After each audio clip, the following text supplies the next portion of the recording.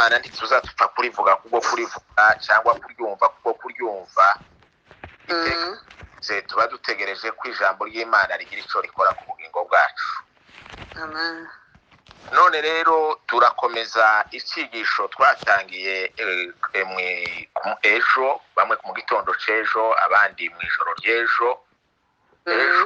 Twaganiriye hejuru yo kwizera nk'imbarutso yo guhindura ubuzima bwacu. Kwizera baguciyemo akarongo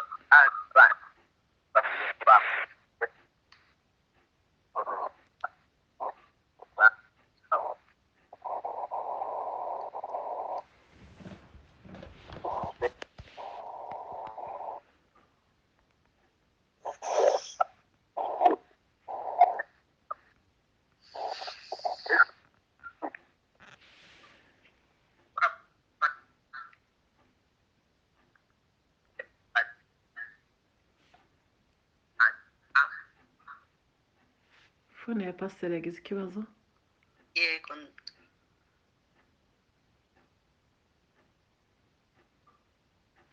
Sorry. Yego. Tuza kwiga hejuru yo kwizera kuduhesha agakiza. Yego. Kandi uko kwizera kwarabonetse kwaguhawe rimwe risa niko Yuda yatwandikiye na Pawulo niko yandikiye Tito aramubwira kuzanira abantu bose agakiza kwarabonetse. Yego. Dukizwa kubwo kwizera no mu ba Efeso ni kwatubwira 2:8 mwakishijwe n'ubuntu kubwo kwizera ntibyavuye ku mirimo. Ayo ko kwizera kubira gusimbuze tugiye gufata kwizera kwa gatatu twakuvuze wejo ariko ni mu isomo ryacu rishingiye uyu munsi. Yego. Uko kwizera kwitwa kwizera kw'impano, ubundi kandi kwizera gukora ibitangaza. Twebwe abakijijwe tukemera Yesu nk'umwami n'umukiza wacu muri kuriya kwizera kwa kabiri. Dukenera ukundi kwizera kwa gatatu kutubeshaho mu buryo bw'ubuzima bw'ibitangaza. Yego. Niko Yesu yavuze ngo ijambo ryanje nzariherekeresha ibitangaza n'ibimenyetso. Twize muri Mariko ejo icatumye Yesu ngo atakoze ibitangaza iwabo yavukiye aho yakuriye i Nazareti, ngo nuko yabonye abantu badafite kwizera. Ngo bituma adakora ibitangaza ngo uretse abarwayi bake yarambise w'ibiganza. No kuvuga ngo ntabwo yari afite gahunda yo gukorera bake, yari agambiriye gukorera benshi, ariko kutizera kuramubuza. Yego. Hariho ibintu byinshi bitubuza kubona ibyo twakabonye kubera ko tutizera. Ariko bidasobanuye ko tudafite kwizera kwa gakiza. Twarakijijwe. Yego. Hano bakijijwe tugomba gutera intambwe tukagera ku kwizera kwa gatatu. Uko niko tugiye gutaramiraho iki gitaramo cyacu, cyangwa niko tugiye kuzindukiraho n'ukwizera gukora ibitangaza cyangwa kwizera kw'impano. Yego. Ntubure kimwe muri ibyo, ukwite kwizera kw'impano cyangwa ukwite kwizera gukora ibitangaza. Reka tubanze dusome ijambo ry'Imana nanone. Yesu yabwiye abigishwa biwe hano muri Matayo igice ni cya 17 umurongo turahera kuwa 20.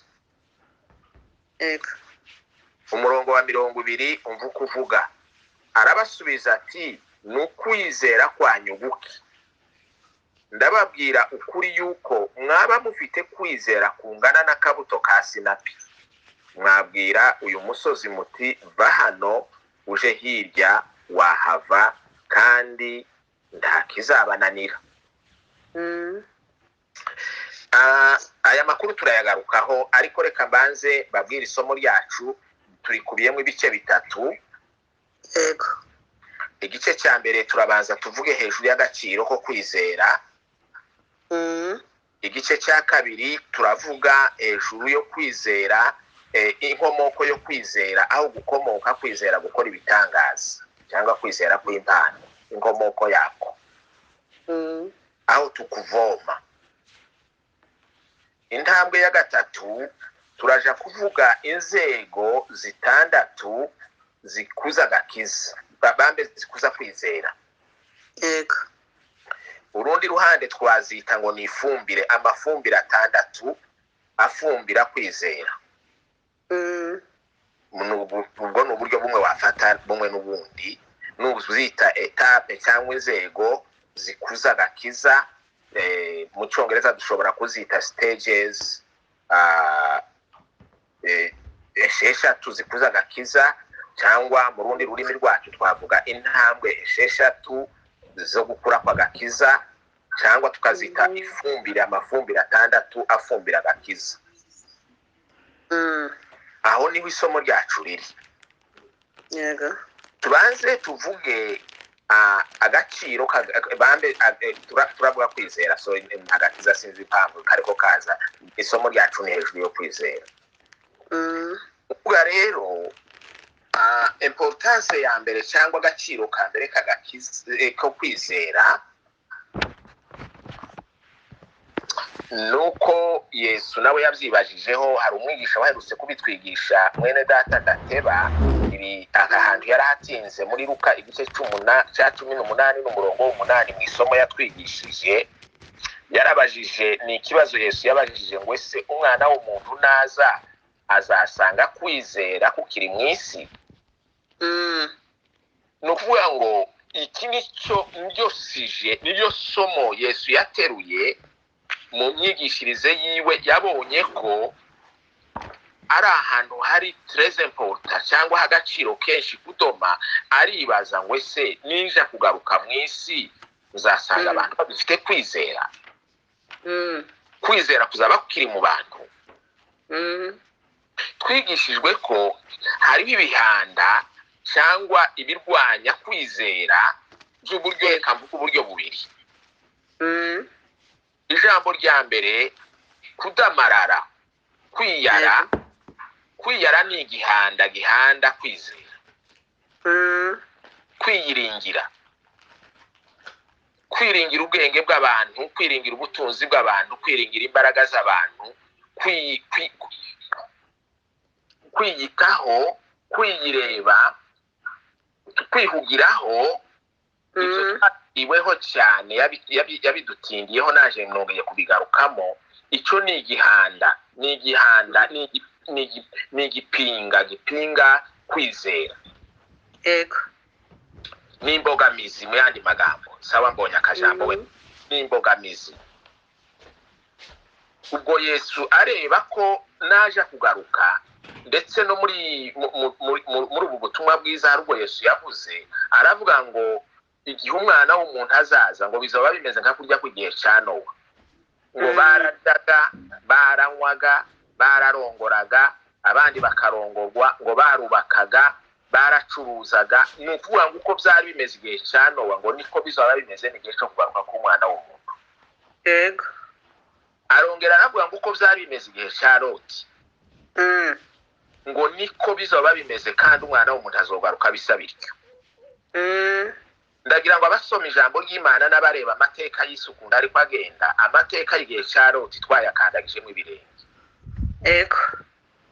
Icyo rero ni igihanda, kwiyitaho, kwiyireba, kwiyiringira, kwihugiraho. Icyo ni igihanda kimwe. Ubundi kandi abigishwa ba Yesu baramubwiye muri Luka igice cya 17 umurongo wa 5, baramubwira ngo twongerere kwizera. Yego. Ntibamubwiye ngo abongerere amateraniro, ntibamubwiye ngo abongerere ibindi byose dushobora kwifuza nubwo ari iby'umwuka, ariko ikintu cyangombwa kandi ariyo mbarutso igize ubuzima bwacu, nabo barabibonye. Baramubwira bati mwami Yesu utwongerere kwizera. Twari dukwiye gucungana no kwizera kwacu bavandimwe. Yego. Ndagira ngo hari indirimbo y'Igiswahili muzehe pasiteri nyine ukunda kuturirimbira mu revera wo mu rugabano kuko tuzatumwita. Hari indirimbo akunda, ngira ngo yarayiririnze ngo linda imani yako. Iwe n'umuririmbyi ashobora kuba yizi. Dushobora kurinda kwizera kwacu. Kwizera urarindwa. Nico gituma mu migani yavuga ngo urinde umutima wawe kuruta ibindi bintu byose birindwa. Kwizera nico gicumbi, niyo ntebe yo banga umutima, niyo gicumbi cyo kwizera. Ego. Kwizera kwacu kuba mu mutima ntikuba mu bwenge, turabigarukaho mu kanya. Tugomba kwita ku kwizera kwacu, tukakurinda, tukakuzigama, swate kudamarara kuduteshe kwizera kwacu. Yewe ubundi kandi imibabaro nayo izivana abantu mu kwizera. Agutotezwa, akaga, ubukene, ubutindi, ibyago. Ariko Imana ishimwe ko hari umuririmbyi waririmbye aravuga ngo haza noneho ibyago cyangwa imibabaro, ngo nzi ko ntazazikama, Yesu azabinkuramo. Yego. Uriya ni umuntu wagize kwizera, abona ko na Pawulo yari agufite. Nico gituma yavuze ngo ese niki cyadutandukanya n'urukundo rwa Kristo? Wese ni inkota, ni ubukewa, ni ukwambara ubusa, ni inzara, ni akaga. Aravuga ngo nta cyadutandukanya. Yego. Umwanditsi ndibwira ko ari mu masengesho, ndibwira ko ari muri amasengesho ya Salomo, mu bitabo bya Salomo, yavuze ngo ndinde ubutunzi ntazadamarara akakuva. Yego. Kandi Salomo byashatse kumubaho, uretse ko yaje kubibona ko ari ubusa, ngo ari ukwiruka inyuma y'umuyaga. Aravuga ngo byose byarumviswe, ngo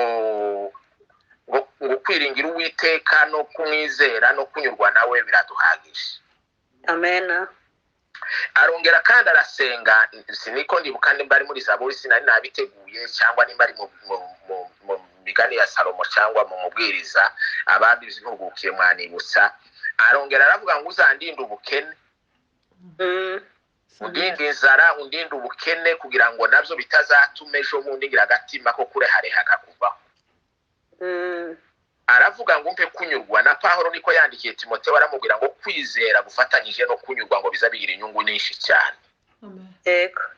Torero ry'Imana, ibyo ni ibihanda bibiri twari tuvuze, bihanda kwizera, kwiyitaho, kudamarara, kwireba, n'ubutindi, akaga, gutotezwa n'imibabaro. Yego. Ibyo ni bimwe. Ariko dufite amakuru meza. Iyo twarinze kwizera kwacu kugakomera, hariho inyungu zigera kuri 4 tuzadukuramo. Ego. Inyungu ya mbere ejo twayikozeho ni mu gitabo cy'Abaheburayo 11:6 haratubwira ngo iyo twagize kwizera, reka mbivuge muri sanse iri positive, ngo tuzatunezeza Imana cyane. Iyo umuntu afite kwizera, kuno kwizera akagukomeza. Na Yobu niko yavuze ngo kwizera kwanje ndagukomeje. Imibabaro ye no gutotezwa kwiwe bizitwa gukiranuka kwanje ndagukomeje. Reka mbivuge ngo kwizera kwanje ndagukomeje. Ngo naho uyu mubiri wanje wabora, ngo nyuma yo kubora kwawo ngo zibonera umucunguzi wanje n'amaso yanje. Amen.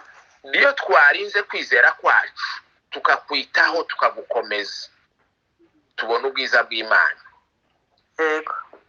Iyo ni intambwe yindi ya kabiri, tubona ubwiza bw'Imana. Aya magambo Yesu yayabwiye Marita na Mariya burya bageze kumva yaraza, yarababwiye ngo ese sinababwiye ngo nimwizera ngo murabona ubwiza bw'Imana.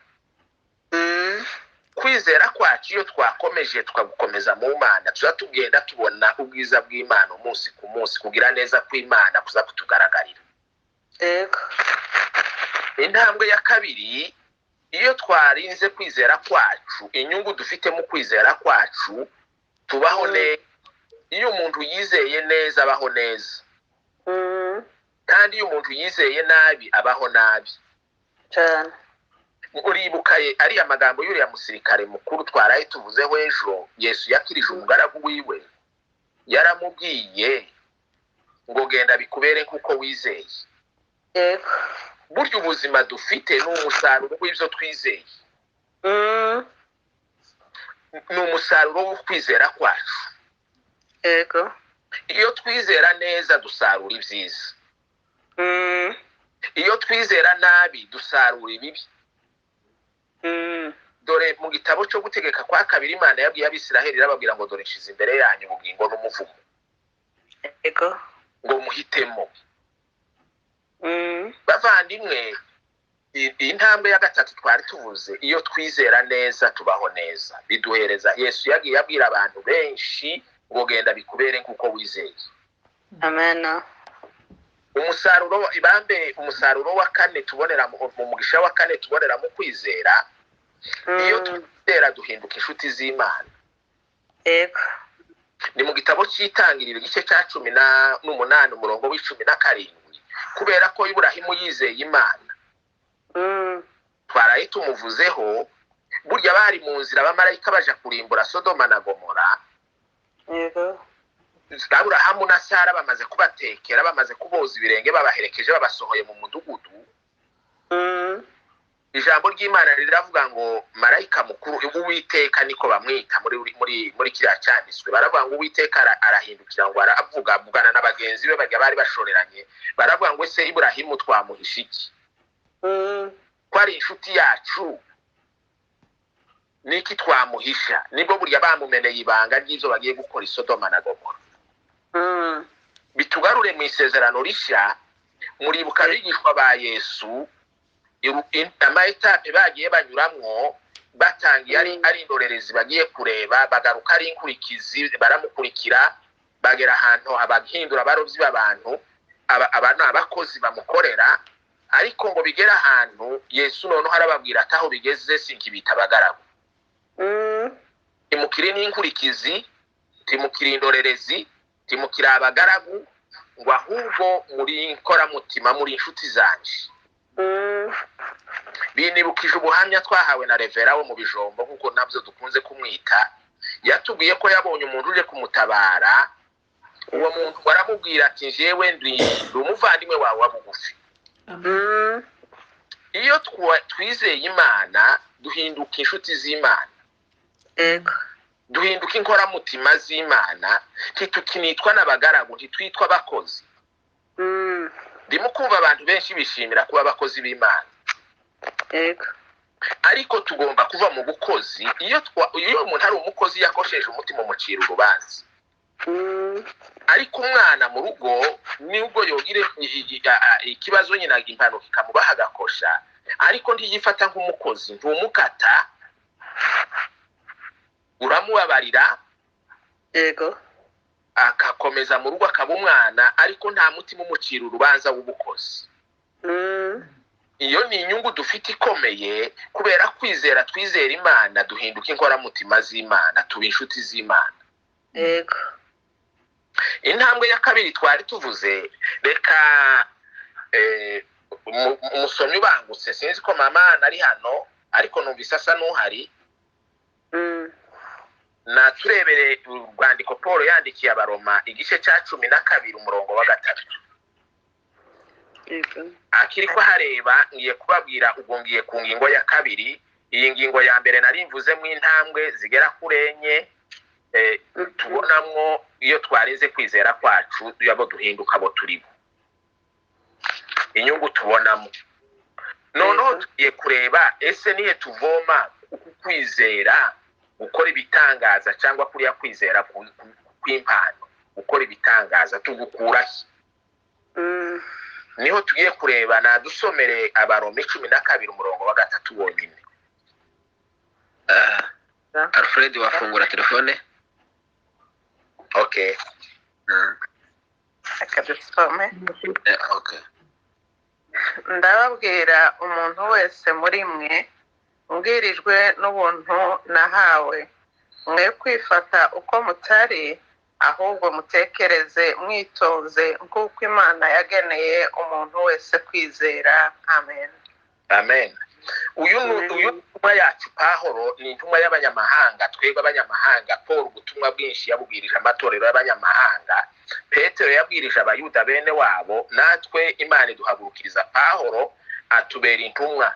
Uyu ni umwigisha wacu, ni umubyeyi wacu. Twebwe abanyamahanga ubutumwa twakiriye niwe soko y'ubutumwa. Aravuze ngo ndabibabwira mwebwe umuntu wese ndamubwira yo bari umunyamahanga yo bari n'umuyuda kuko urwandiko yarwandikiye bose, ariko aravuga ngo ndabibabwira mbibwirijwe n'ubuntu nahawe. Jewe Pawulo nahawe ubuntu bwo kuba intumwa, nahawe ubuntu bwo gutangaza ubuntu bw'Imana, amagambo y'Imana. Ndabibabwira kandi bibwira umuntu wese muri mwebwe, ubwo natwe turimo bwirijwe n'ubuntu nahawe, ngo mwe kwifata uko mutari, mwe kwifata uko mutari, ni nko kuvuga ngo mwe kwigira abo mutari bo. Yego. Ngo ahubwo mutekereze mwitonze, mureke guhubuka, mubitekerezeho, ngo kuko Imana yagereye umuntu wese kwizera. Amen. Ninde wagereye umuntu wese kwizera? Ni Imana. Imana ihereza umuntu wese urugero rwo kwizera runaka. Nta muntu wakijijwe wateye iriya ntambwe ya kabiri yo kwizera twavuze ko kabiri uzana agakiza utaragenewe ubuntu, undi mugabane w'ubundi buntu, iyindi mpano yo kwizera. Iyi mpano tuvuze ko kwizera kw'impano, uku kwizera kw'impano tukuvoma ku Mana, tuguhabwa n'Imana. Pawulo yavuze hano, aravuze ngo kuko Imana yagereye umuntu wese kwizera. Mu busobanuro rino jambo rikomokamo ry'Ikigiriki bavyita ngo ni metrone. Metrone ni mezire, ni meja, ni kiwango. Imana ifite kiwango cyo kwizera yampaye, ikagira kiwango cyo kwizera yaguhaye. Reka mbigaruke mu rurimi rwacu, ifite urugero Yego. rwo kwizera yagushizemo k'impano, ikagira n'urundi rugero yashizemo. Buriya twese nditunganya ruya rugero rwo kwizera. Bamwe yabahaye urugero rwinshi, abandi bahereza urugero rufatika, abandi bahereza urugero ruke, ariko twese turagaruka turebe urwo rugero yaduhaye ko rugomba gukura. Yego. Ndabahereza urugero tukunda kubyita italanto, ariko italanto ni impano. Muza musoma uriya mugabo w'umutunzi wagiye kuzinduka, ngo afata abagaragu be batatu abahereza talanto. Yego. Umwe amuha 5. Nyine yamuhaye ku rugero rwisumbuye rwa 5.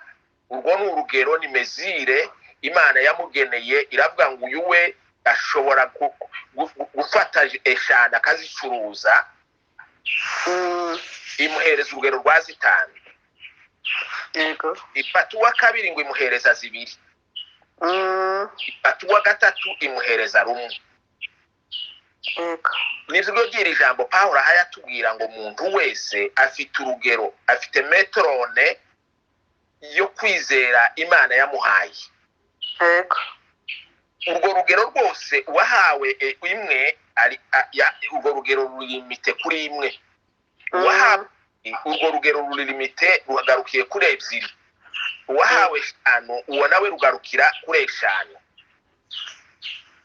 Ndagira ngo mu nyigisho turimo twiga ni ukumenya ko buri muntu wese afite kiwango cha imani ambacho amepewa na Mungu. Amen.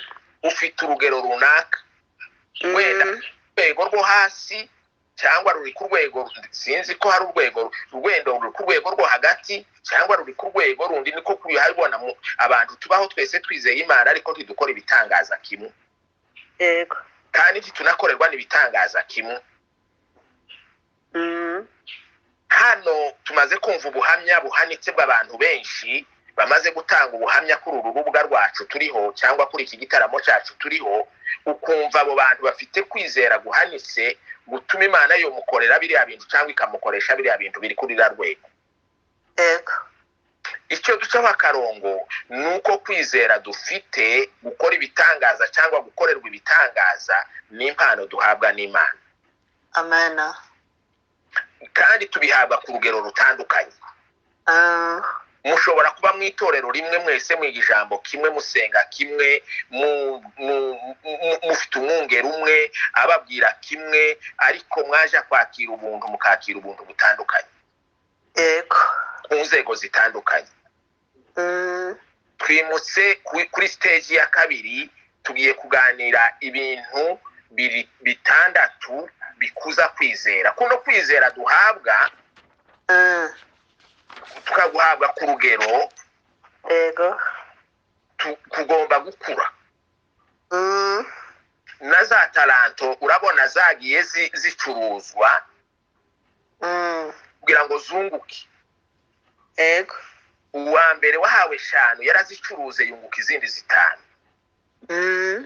Ni ukuvuga ngo tumufate ko ari umuntu wahawe kwizera kuri ku nivo 5 ya 5 aracuruza agera ku nivo ya 10. yego Urya wahawe 2 yaracuruje arazizamura nawe zigera ku rwego agira 4. Uwimwe Satani aramuriganya aravuga ati jewe ngiye kuyihamba nishira ahantu nibike neza hatazagira uyibona kugeza ubwo nyira yazagaruka nkayimuhereza kwa kundi ingana. Muza makuru shebuja yamubwiye agarutse yaramubwiye ngo mugaragu gito yego wari uzi ko ndi umunyamwanga bingana bityo nzasaruraho ntabibye ngakusanya ibyo atataneje wa munsi ukemera itaranto yanje ntuyingarurire ngo nihereze ubundi washoboraga kwicuruza. yego Aramubwira ngo uri gito kandi aravuga ngo nibamufate bamwakiyo yari afite bayihereze babandi bafite ngo ariko we bamuhambira amaboko n'amaguru ngira ngo aje gucibwa urubanza ya quelque part ahantu runaka. Ariko babagaragu bandi bacuruje yarababwiye ngo nuko bagaragu beza. yego Sinzi muri abo bombi iri gushaka kuzumva iryo ari byo n'iryo naje shaka kuzumva iryo ari byo. Ariko ndashaka mu mutima wanje kuzumva bambwira ngo nuko mugaragu mwiza. yego Ngo wakiranutse muri bike ngo none ngwinuje kugororerwa. Bavandimwe ino taranto yo kwizera uku kwizera duhabwa nk'impano Imana irashaka ko tukuzamura. yego Yarakuduhaye kandi twize hano mu Baroma ko umuntu wese yahawe uburenganzira bwo kugira urugero ahabwaho. None turimutse tugiye ku ntambwe ya 3 isomo ryacu tugiye ku kwizera gukura intambwe zikuza kwizera. yego Cyangwa ifumbire 6 zikuza kwizera. Iya mbere tuyigarutseho turashaka guca karongo ko kwizera tuguhabwa ari imbuto. yego Twasomye hariya muri Matayo 17 umurongo wa 20 ni burya Yesu yaravuye ku musozi uyahinduriye w'ishusho ari kumwe n'abigishwa be 3 Petero, Yakobo na Yohana. Bamaze kugerayo ishusho ya Yesu irahinduka babonekerwa na Eliya na Mose. yego Bavuyeyo bamanutse ngo bamaze kugera muri rubanda nyamwinshi haza umubyeyi ngo umuntu w'umugabo aza n'umwana we w'umuhungu baramubwira ati mwigisha tabara. Uyu mwana wanje arababaye cyane aragowe.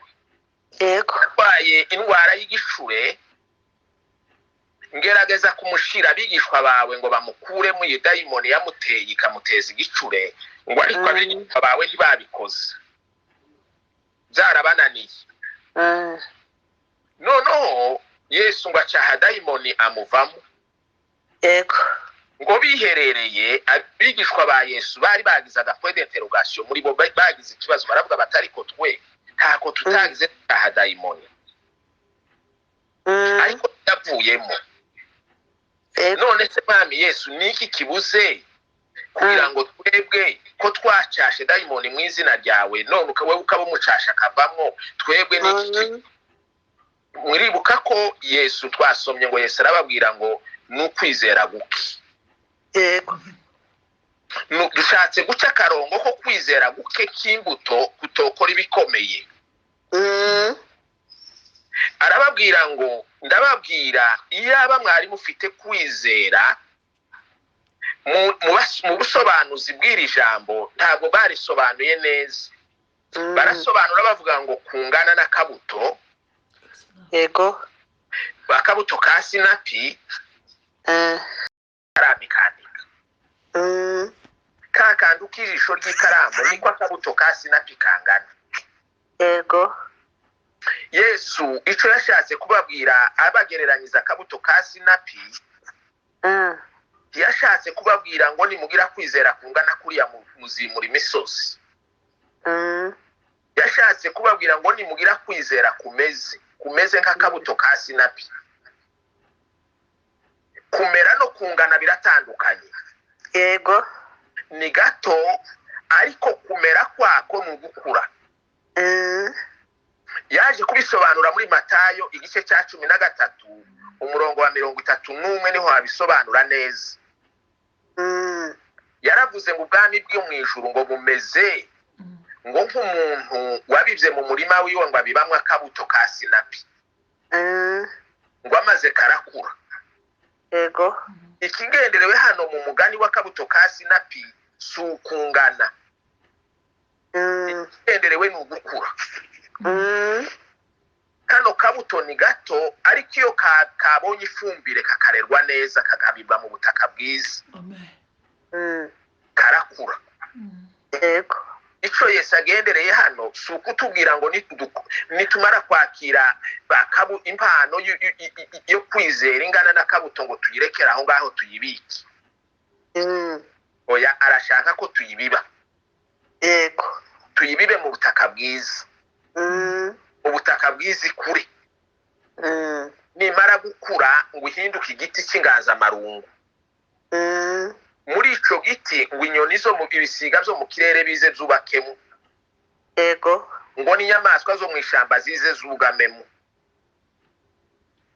Kubera iki inyoni ziza kubakamo n'inyamaswa zikaza kugamamo, birashaka kutwereka ko kino giti cyakuze cyabaye inganzamarumbu. Ntabwo nono kikiri akabuto gato kabitsa ahantu ahubwo karabibwe karakura. Yego. Nongeye guca karongo naraye mbivuzeho ngo turatinda kuri uyu murongo. Ico Yesu yagendereye sukutubwira ko tugomba kugira kwizera guto. Kwizera guto ntitwakwimura imisozi. Yego. Kwizera guto ntitwakwirukana abadayimoni. Yego. Kwizera guto ntikwakora ibitangaza. Umuririmbyi yararirimbye aravuga ngo nimba wizeye ihoraho wizabigufashamo. Imbarutso yo kubona ibitangaza no kubona ibikomeye ni ukwizera gukura. Yego. Bavandimwe torero ry'Imana tugomba gukuza kwizera kwacu kandi kwizera kwacu kurakura. Ifumbire ya mbere tubonye ni ukwakira imbuto. Yego. Ifumbire ya kabiri yo kukuza ino mbuto ni ukuyibiba. Tuyibiba gute? Ibibwa gute? Ibibwa mu kumva. Yego. Iyo ntidufata amasuka ngo ducukure cyangwa dufate imashini ziterambere duhingishe, reka da ni ugutega amatwi tukumva. Yego. Twaraye tuvuze kuri iri jambo ryo mu Baroma igice cya 10 n'umurongo w'17 haravuga ngo kwizera kuza kuzanwa no kumva. Ukuduhora twumva amagambo y'Imana bizamura kwizera kwacu. Nico gituma twaraye tubivuzeho ngo ntimukibagirwe guterana ngo kuko abambere babyibagiwe bituma barimbuka. Yego. Ngo muje mubigenza mutyo ngo cyane cyane uko mubona ujya munsi wegereje. Iyo ni ifumbire ya kabiri twari tuvuze ni ukumva. Twamara kumva tukumvisa amatwi ariko ijambo rikamanuka rikaja mu mutima. Yego. Ifumbire yo kumva ubutumwa, kumva ijambo ry'Imana zamara bigamanuka mu matwi bikinjira mu matwi yacu tukarimanura tukarimedita mu mitima yacu. Yego. Apana mu bwenge. Oya ijambo rija kurema kwizera kuja kuremeka muri twebwe ni byagiye mu mutima. Iyo byagiye mu mutima bikora ikintu cyitwa ngo ni rema. Rema ni ijambo ry'Ikigiriki risobanura ngo ni ukubyara umusaruro, ni ukuzana ikintu bikarema ikintu muri twebwe bikera imbuto, yego, bikagira amareakisiyo mu bugingo bwacu. Biva muri logose. Logose ni ijambo, ariko iyo ryamanutse mu mitima yacu rikabonamo ifumbire nziza, rigira ingaruka. yego, Ingaruka ziboneka, ingaruka zidutunga tukazibuha twumva, kandi bikanagaragara ndetse twaraye twize ko iyo kwizera kwaje muri twebwe kuraduhindura ndetse kugahindura n'abatureba. yego, Turabigarukaho mu kanya. Ifumbire ya kabiri ni ifumbire yitwa kumvira ijambo tugakora ibyaryo. yego, Yakobo gice cya mbere umurongo wa 22 uravuga ngo ntimuba bumva ijambo gusa ngo ahubwo mube n'abakora ibyaryo. amen, Burya ijambo ry'Imana rirabibwa rikavugwa, abantu benshi bakaryumva, bamwe bakaryumvisha amatwi rigasohokera mu yandi, abandi ndetse bakaryitirira abandi. Ubu ngubu abantu bamwe basigaye bavuga ngo bakanaka ngo babwiwe. Itorero hamaze kubamwe ibice, ariko umuririmbyi yararirimbye aravuga ngo yewe bwinshi cyazanye ibice muri ryo ngo bikarisuzuguza mu bataririmo. Hariho amatorero amaze kugiramo ibice, ijambo risigaye rivuga akavuga ngo uyu munsi bakanaka babwiwe. Abantu bakiremamo ibice mu itorero. yego, Ariko ijambo ry'Imana iyo rivugwa umuntu wese agomba kuryigeraho, yamara akibaza ngo ese iri jambo ry'Imana riransaba gukora iki? Niki Imana imbwiye, iki Imana isaba? Tugakora ibyaryo. yego, Itangira twavuze amahirwe y'abantu batatu, amahirwe y'uburyo butatu mu byahishuwe igice cya mbere. Ndibwira ko ari umurongo wa kangahe, sinibuka nimba ari wa gatatu ari uwa. Haratubwira ngo hahirwa usoma ubuhanuzi bw'iki gitabo, hahirwa uwumva, hahirwa n'ubyitondera. yego, Kubyitondera ni ukubishyira mu ngiro. Ni nayo ntambwe yagoye abantu benshi. Burya ibyo twumva yo batwabyumvaga twamara tukabyitondera, twari abanyamahirwe adasanzwe. Intambwe ya gatatu ikurikira tuvuze ko ari ukumvira, rero tugiye ku ntambwe ya kane. Intambwe ya kane ikurikira izifumbira kwizera, yego, ni uguhamya, speaking. yego, Iyo twahamije ijambo ry'Imana tukaryatura, tukarivuga. Umuririmbyi yararirimbye ngo ikiwa wataniuliza msingi wa imani kwa uhodari nitajibu. Msingi wangu ni wa nguvu, ni damu ya Mwokozi wangu ndiyo funguo la mbinguni. Ndagira ngo amen, yego, ikintu gishimangira kwizera kuri mu mitima yacu, na Yesu yaravuze ngo icuzuye umutima gisesekara ku minwa. yego, Tugatinye kwatura ibyo wizeye. Mu gitabo cy'ibyahishuwe haratubwira ibintu bibiri twatsindishije Satani. Mu gice cya 12 umurongo w'11 haravuga ngo mwamutsindishije ngo amaraso y'umwana w'intama ngo n'ubuhamya buva mu kanwa kanyu. yego, Ibyo twizera iyo tubihamya bishimangira kwizera kwacu, bigaca n'umwanzi intege. yego, Mwibuke Dawudi akija kurwana na Goliyati, yamwaturiye ibyo yizera, atangira kuhamya kwizera kwiwe, yatura kwizera kwe. Aravuga ngo nteranya agacumu n'uducumu, ariko jewe nguteye mu izina ry'Imana wasuzuguye. yego, Ngo uyu munsi ndaguca igihanga. amen, Ngo inyama zawe n'iz'abasirikare bawe sinibuka neza uko avuga, ngo ndazigaburira ibisiga byo mu kirere. Ngo kandi izi ngabo zose ziraha, zaba ari iz'Abanyesiraheli, zaba ari n'iz'Abafilisitiya, ngo baramenya yuko umwami Imana idakirisha ikota. yego, Iyo magambo yayavuze ataratera Goliyati, yayavuze yatuye ibyo yemera akabyizera. Yewe yanabibwiye na Sawuli imbere yuko agenda, yaramubwiye ngo y'Imana yankijije idubu, y'Imana yankijije intare, ngo n'uyu Mufilisitiya utarakebwa iramunkiza, iramungabiza mwinshi. yego, nk'abakirisitu kwizera kwacu kuza gukuzwa n'ibyo tuhamya tukabyatura cyane tukabivuga mu migani igice cya 18 umurongo wa 21 haratubwira ngo ururimi nirwo rwica kandi nirwo rukiza ngo abarukunda bazatungwa n'ibyo ruzana. yego ni ukuvuga ngo ibyo tuvuga nibyo bitubaho. Yobu yaravuze ngo ibyo natinyaga nibyo byambayeho. amen Burya Satani ntazi ibitekerezo byacu ariko azi amagambo tuvuga. Iyo tuvuga amagambo y'urucantege yo kurimbuka no gushira no gupfa no ndababwira ngeze hehe. Satani arabyumva. yego Kandi iyo twatura amagambo ko ntacyo tuzaba, iyo twatura gutsinzi, iyo twatura imbaraga z'Imana, iyo twatura gukomera kw'Imana mu bugingo bwacu, ibyo nabyo bitubaho. yego N'abakuru baravuze ngo isuku ukunda kwita neza. Binibukije amagambo y'umugabo wenda ngiye no kuzana ndavuga ayandi mafumbire abirigira nsoze, ariko tukiri muri ifumbire yo kwatura nibutse nasomye ibitabo by'umugabo w'umuvugabutumwa wabaga muri kino gihugu ngo yavutse mu 1917 yapfuye muri 2003 yitwaga ngo Hegen. Nasonye ibitabo byiwe ngo amaze kuba umwana muto nyine umwana uri aho ngaho ngo yarwaye indwara y'umutima. Kiriya kinyejana muri iriya myaka kubaga umutima hano byari bitaragerwaho, ntibyari bifatika, bari batarabi iyo tekinoloji bari batarayigeraho.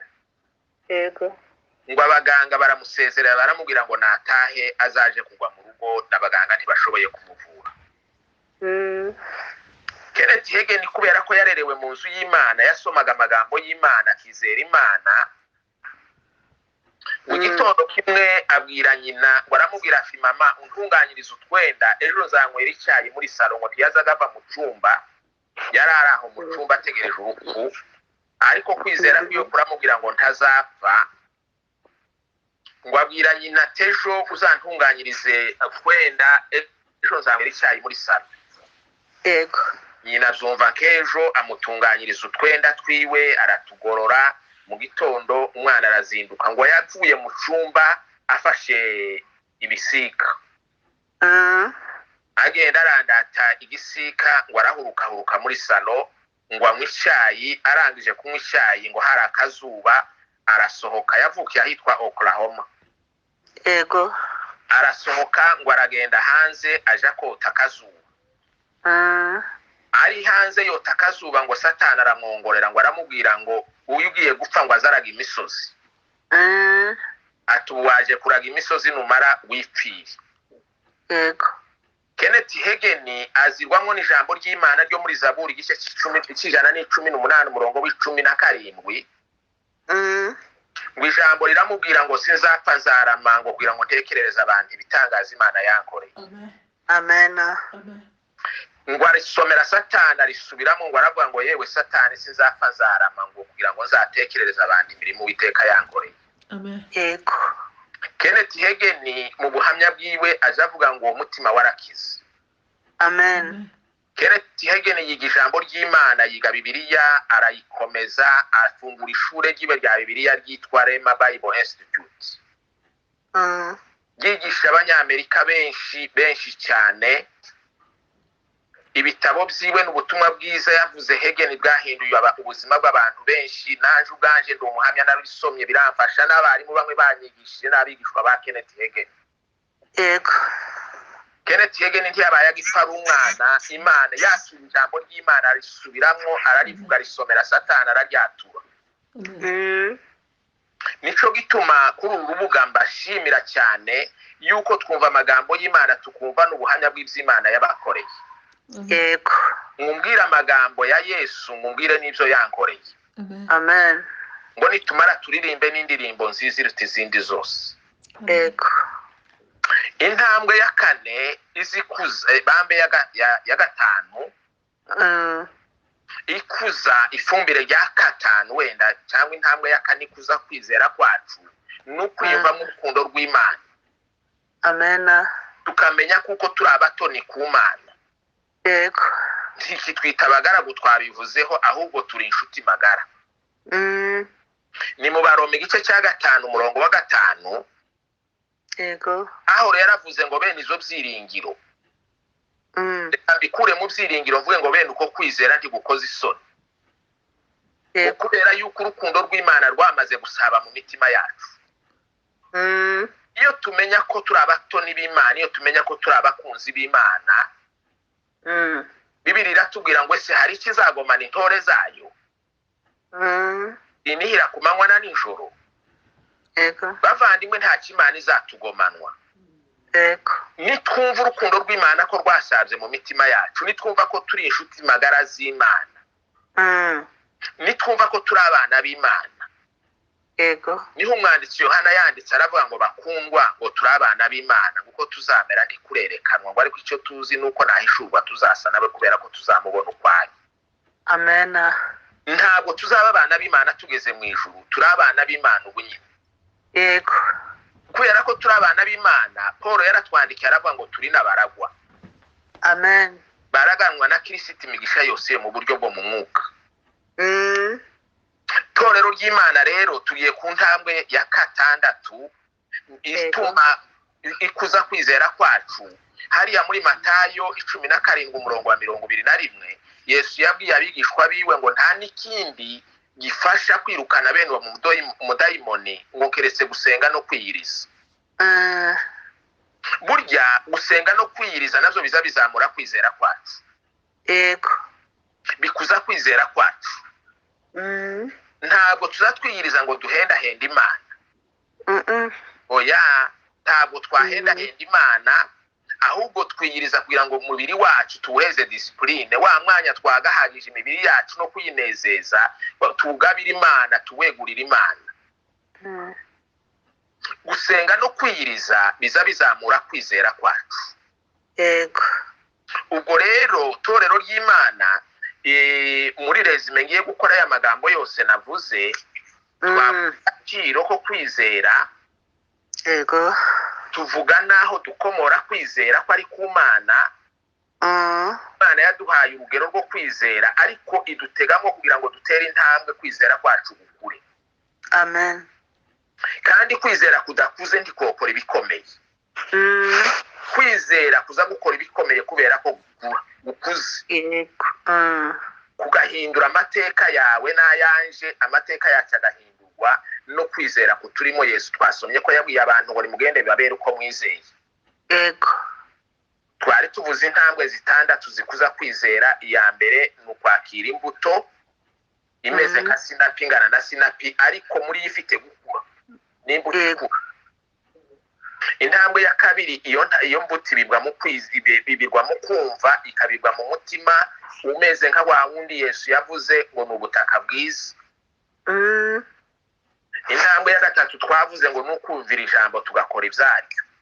Yego. Abantu bumva ijambo ntibakora ibyaryo ntibokora ibikomeye.